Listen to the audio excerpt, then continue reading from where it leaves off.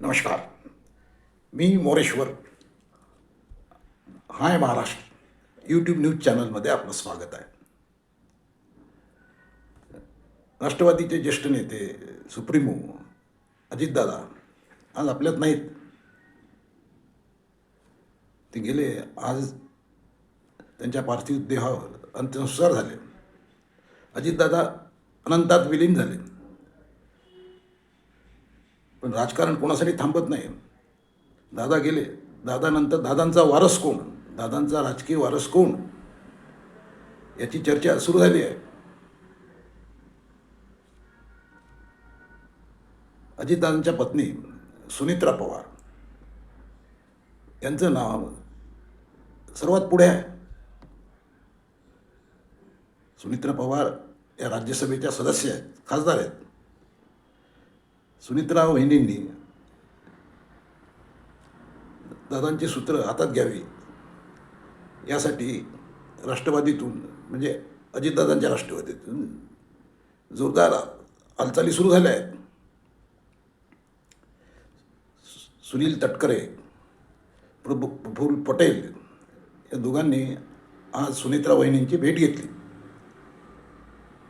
त्यात काय झालं ते कळलं नाही, परंतु एकूणच सूर असा आहे की अजितदादांचा वारस कोण हा प्रश्न आता सोडवावा लागणार आहे राष्ट्रवादीला. कारण अजितदादा गेल्यामुळे राष्ट्रवादीमध्ये मोठी पोकळी निर्माण झाली आहे. अजितदादांचं नेतृत्व म्हणजे वादातीत होतं, पण ते गेल्यानंतर आता अजितदादांच्या राष्ट्रवादीपुढे अनिश्चित वातावरण आहे. भवितव्य राष्ट्रवादीचं अनिश्चित आहे. त्या दोन राष्ट्रवादीच्या विलिनीकरणाची चर्चा होती, पण आता अजितदादा नंतरची राष्ट्रवादी शरद पवारांसोबत जाईल का, शरद पवारांचं नेतृत्व स्वीकारेल का, हा प्रश्न आहे. कारण अजितदादा हे भाजपसोबत होते, महायुतीत होते. महायुतीत त्यांच्याकडे उपमुख्यमंत्री पद होतं. आता दोन राष्ट्रवादीचं विलिनीकरण व्हायचं म्हणजे मग शरद पवारांना भाजपसोबत बसावं लागेल. शिवाय नेतृत्वाचाही प्रश्न येतो की मग विलिनीकरण झालेल्या राष्ट्रवादीचं नेतृत्व कोणाकडे, सुप्रिया सुळे यांच्याकडे की शरद पवारांकडे की सुनित्रा पवारांकडे की आणखी कोणाकडे. जयंत पाटील आहेत शरद पवारांच्या राष्ट्रवादीचे नेते.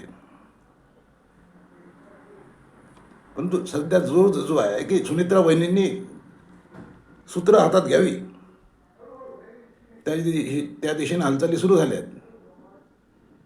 सुनित्रा वहिनी लोकसभा लढल्या होत्या, परंतु सुनित्रा वहिनींचा त्यांच्या विरोधात उभ्या होत्या सुप्रिया सुळेंनी त्यांना हरवलं होतं.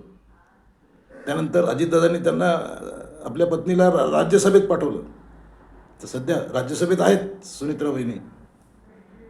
त्यांना इकडे विधानसभेत आणलं जाईल आणि त्यांच्याकडे राज्याच्या उपमुख्यमंत्रीपदाची म्हणजे अजितदादांची जागा त्यांना दिली जाईल, असा एकूण सूर राष्ट्रवादीत आहे अजितदादांच्या. उद्या राज्याच्या उपमुख्यमंत्री म्हणून सुनित्रा वहिनी तुम्हाला दिसू शकतात. तर राहिला प्रश्न अनुभवाचा.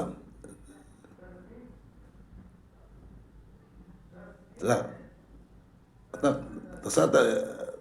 तसा अनुभव सुनित्रा वहिनींना कमी असेल, परंतु आपल्या पतीसोबत त्या इतके वर्षे सोबत होत्या.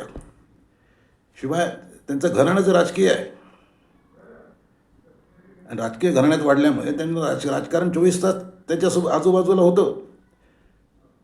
त्यामुळे तसा सुनित्रा वहिनींना त्रास जाणार नाही असं दिसतंय. सर्वांचंच मत आहे की सुनित्रा वहिनी हातात चार्ज घ्यावा राष्ट्रवादीचा. अजितदादांची 2 मुलं आहेत, एक पार्थ आणि दुसरा जय. पार्थने एक निवडणूक लोकसभेची लढली होती, पडला तो. तर पार्थ आणि जय हे दोन्ही पोरं, पार्थला राजकीय महत्त्वाकांक्षा आहे, परंतु हे दोघंही पोरं एक कमी पडतात. म्हणजे अजितदादांची तुलना केली की अजितदादांची जागा घेण्यात आज तातडीने ही पोरं घेऊ शकतील अशी परिस्थिती नाही. त्यामुळे अजितदादांची राजकीय वारस म्हणून सुनित्रा वहिनींकडे आज पाहिलं जात आहे. त्यामुळे लवकरच त्यांच्याकडे चार्ज, म्हणजे त्यांच्याकडे त्यांच्या नेतृत्वाचा आग्रह राष्ट्रवादीतून होईल आणि लवकरच तुम्ही पाहाल की सुनित्रा वहिनी राज्याच्या उपमुख्यमंत्री झालेल्या दिसतील. प्रश्न तेवढाच आहे की अर्थमंत्रीपद कोणाकडे, अर्थमंत्रीपद द्यायचं का त्यांच्याकडे? अजितदादा अर्थमंत्री होते, 6 वेळा अर्थमंत्री होते, परंतु अर्थमंत्री हे फार महत्त्वाचं खातं आहे. त्या सुनित्रा वहिनी सांभाळू शकतील अशातला प्रश्न अवघड आहे. ते सुनित्रा वहिनींना अर्थमंत्री म्हणजे फार मोठं खातं आहे. त्यामुळे भाजप आता या लेव्हलवर काय हालचाल करतो, अर्थ खातं दुसऱ्या राष्ट्रवादीकडे काढून घेतलं जाते का, हे पाहणं उत्सुकतेचं राहील. पण राष्ट्रवादी अर्थ खातं सोडणार नाही सहजासहजी. त्यामुळे मग अर्थ खातं कोणाकडे राहणार? सुनित्रा वहिनी अर्थ खातं ठेवणार का? त्यांच्याकडे अर्थ खातं राहू दिलं जाणार का? भाजप याबाबतीत काय भूमिका घेईल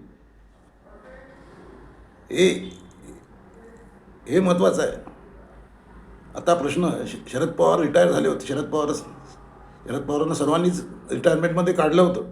त्यांनी तसंही जाहीर केलं होतं शरद पवारांनी, मी आता रिटायर होणार आहे, पुन्हा राज्यसभा लढणार नाही. परंतु आता पुतण्या गेल्यानंतरच्या परिस्थितीत शरद पवार पुन्हा मैदानात येतात का, हेही पाहणं इंटरेस्टिंग राहील. त्यामुळे राजकारण, महाराष्ट्राचं राजकारण झपाट्याने बदलताना तुम्हाला दिसेल. काय होणार? सुनित्रा वहिनी उपमुख्यमंत्री होणार का? शरद पवार काय भूमिका घेणार? हे सर्व या आठवड्यात सर्वांच्या नजरा राहणार आहेत. तुम्हाला काय वाटते? उपमुख्यमंत्री म्हणून, दादांच्या वारस म्हणून सुनित्रा वहिनी कशा राहतील? कॉमेंट करा. नमस्कार.